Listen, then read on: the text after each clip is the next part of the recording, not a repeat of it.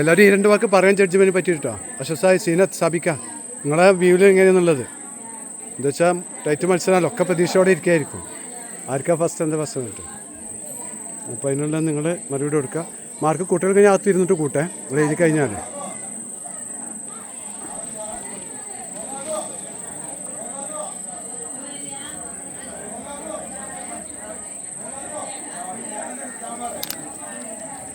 hello hello hello hello ഏതാനും hello hello hello ഏതാനും നിമിഷങ്ങൾക്ക് ശേഷം ഹലോ ഹലോ